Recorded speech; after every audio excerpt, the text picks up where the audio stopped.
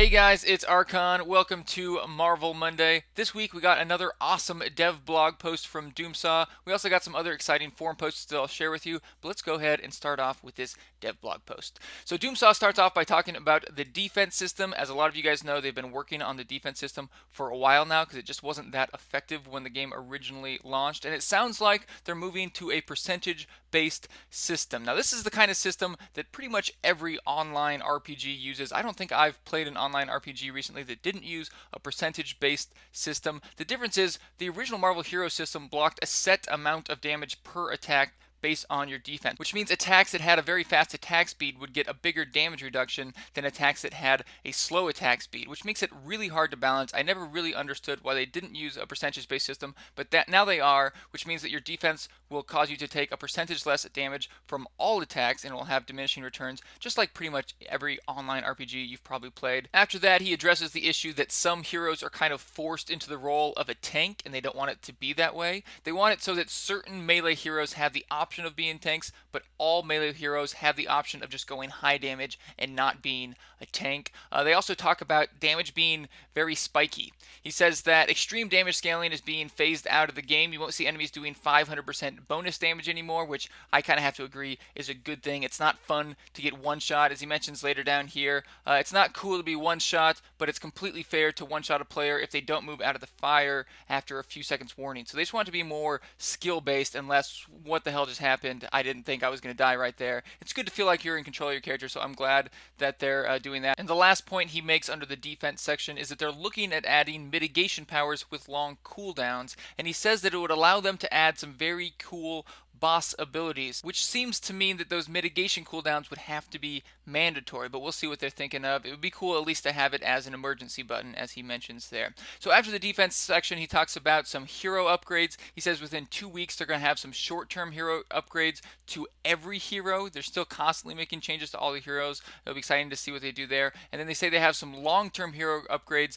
to a smaller group of heroes. These are heroes that they want to kind of revamp so that they have more viable builds. As an example, he says that Thor should have a melee build, a caster build, and some kind of hybrid combination that should all be viable. They also say they want to add more viable builds for Hulk, Thor, Colossus, Deadpool, Hawkeye, just a small group of heroes that don't have a lot of different builds that they want to put a lot of work into, but again, those are long term. He then talks about some of the new heroes they're working on. I know a lot of people are excited about Human Torch, and he says that he's almost done. They just need to make a few more visual effects and animation tweaking. He says then they're going to be working on Emma Frost, and then Squirrel Girl, Luke Cage, and Nova. I guess Emma Frost has some work being done on her, but she still needs some iteration before she's ready. After that, they talk about movement buffs in hubs. This is something I'm excited to get back, even though it's kind of small. Just the ability to fly or tumble or move quickly around hubs. I missed that, and they're putting it back in the game. They said there were some issues with teleportation, but now it's fixed. Here he mentioned something. He just teases us about this. X-Man Mansion. I've heard through the grapevine that some very evil people are planning to attack the X-Man Mansion. I hope you will defend it when it happens. That sounds like it could be pretty cool. If it was just like a periodic event where waves of enemies came to the X-Men Mansion, I imagine you'd want to be just in the front of the X-Men Mansion, because it would suck to be like AFK in town and you come back and you've been killed by the hordes of enemies or whatever. But he doesn't really say what it is. I'm just speculating here. It sounds like some kind of cool event in X-Men Mansion.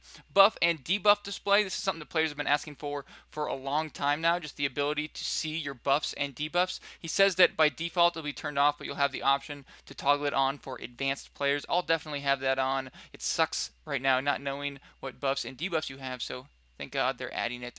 Unique items. They've talked about this very briefly, but they are adding unique items. They said they'll be brown like metals, and they'll have the level of rarity you'll expect from uniques. We'll start previewing these items in the coming weeks, so we should be seeing a bit about unique items very soon. I know a lot of people are excited about that. I can't wait to see what kind of stuff they come up with. I think David Brevik had mentioned they want to come up with the kind of items that will bring in new builds to the game and cause you to play your character in a different way, which is, I think, the best kind of items. He also talks about super team items. These items would be based on what super team your hero belongs to in the Marvel lore. So if you belong to the X-Men, then you could get super team items that are for X-Men, or if you belong to Marvel Knights, or even Guardians of the Galaxy. Every super team will have their different items that you can use in that slot. And they're also adding relics, like tons of new item slots being added here. It seems like your character is going to have just like I don't know, 15 to 20 item slots by the time they add all these. I kind of liked the small amount of item slots. I liked the itemization a little bit simpler, but I know a lot of people are going to be excited about this. And these new kind of items do seem like they'll add a lot more customization. He says that relics will work like badass ranks from Borderlands. I never played Borderlands, sorry guys, but they say you can stack relics together and have them increase infinitely with slightly less bonus added each time to the stack. So it's just an infinite progression through these item slots. It seems like they'll have to really diminish the effectiveness as they go along. Otherwise, you could just get uber powerful. But it's kind of a cool idea that you can infinitely progress your character through one of the item slots. Item affixes, he doesn't give much details here, but he says they're iterating on the item affixes to remove and adjust the lame ones and add more cool ones. Not much information there, but hopefully we'll have some more soon. And then future items, they say from living items to ultimate items. Again, not much information here, but it sounds like they're doing some really big changes to itemization, and I think we'll be hearing about these pretty soon. So that's exciting. Itemization right now is not that great in the game, but it sounds like it's getting a lot better. So that was all for the dev blog post, but we have a few more forum posts here that I want to share with you guys. Rested experience system improvements. I think by improvements they mean they're getting rid of it. They're kind of vague here, but it sounds like they're just getting rid of rested experience. The way he worded it was, instead of associating boosts with rested experience, give a boost to everyone at all times. So it pretty much just sounds like they're getting rid of rested experience, and you'll get slightly more experience always, which I kind of like. He goes into more depth about how they're trying to encourage people to play a lot of different heroes instead of one hero. He talks about the hero synergy system, but that's all. And I think they're going to be adding more things. Really kind of a vague post, but it seems like rest experience is going away, and I don't think I'll miss it personally. The next forum post I wanted to share with you guys is called Complete Limbo Revamp. I think most players would agree Limbo really needs a revamp. They're going to be calling it Midtown Manhattan Patrol, and I have to say it sounds pretty awesome. He goes over 7 points here about what it will have that the current Limbo did not have. He says it will have awesome experience and loot, but it will be based on your participation. And I'm really wondering how they program this. They say if you're going around and killing stuff, you'll get a lot more experience than if you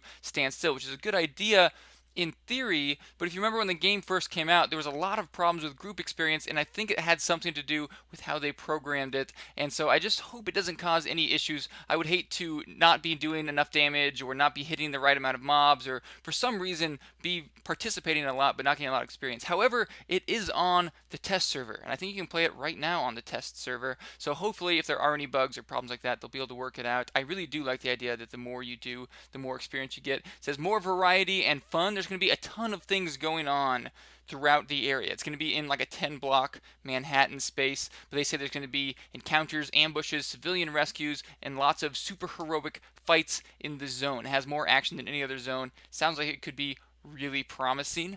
More boss fights. Instead of waiting 15 minutes for a boss fight, you'll wait 2 to 3 minutes to defend the zone from villain supergroups. I don't know what that means exactly. I don't know if a villain supergroup attacks every 2 to 3 minutes. That seems kind of excessive. Maybe I'm not really understanding it exactly, but there's going to be boss combinations, and that's where the difficulty's supposed to come from. They're getting rid of this threat system where if you don't kill mobs fast enough, they get really powerful because it just caused the damage to be too spiky. And I have to agree, the threat system kind of sucked. They'd rather the challenge come from these super groups, from these boss combinations, and just make it so that challenge is static, but it's always still very challenging without being insane, as they put it. Better performance, they're taking the number from 15 down to 10, which I think is a good change. A lot of people, including myself, have a hard time running 15 people in the same zone with that many spell effects, and it seems like the 10 players might be a little bit more spread out as well. You can enter Limbo whenever you want. You don't wait for it and queue it. It's just an ongoing thing. You can join up, and you can do it at every level too. So when you join Limbo, it just takes you, I think, to the one that's appropriate for your level, and it's just always ongoing. You can stay in there as long as you want and just keep going. It's really like it's a survival mode without a time limit. When you respawn back into Midtown, and you can teleport to other players. So it's just non-stop action whenever you want it for as long as you want it. It seems like if they do it well, it's going to be really good. So that's on the test server right now. You guys can go try it out and help them with the iteration process, getting out any bugs and balancing it so it's super awesome fun when it comes out. The last forum post I wanted to share with you guys is about artifact changes. They're making it so there's going to be 4 artifact slots instead of 2, but because of that, they're making it so that all artifacts are unique. You can only have one of each. I'm sure a lot of people are going to be upset about this. As doomsaw explains, someone who had farmed or traded for 2 perfect Edge of Infinities might be kind of upset that they can't use both of them now, but they did discuss the option of giving you a free unbinding of your artifacts, which would be nice. But he does explain that they want to release a ton of new artifacts. Some of them you wouldn't be able to use two of the same one, and they want to be able to push the power of the artifacts up, and it would be overpowered if you could use 2, 3, or 4 of the same artifact. So it sounds like a good change overall. It'll bring more customization to the characters and more item slots. There's going to be so many item slots when they add all of these, but we'll see how it works. It does seem like you're going to have a lot of choices to make about your character, and hopefully that'll make it so that every character is unique, even if they're the same hero, but we'll just have to wait and see. So that's all I had to share with you guys this week. I hope you enjoyed the video. I'll have links to all the things I talked about in the description below if you want to check them out. If you enjoyed this video, hit that subscribe button, and I'll have another one for you soon.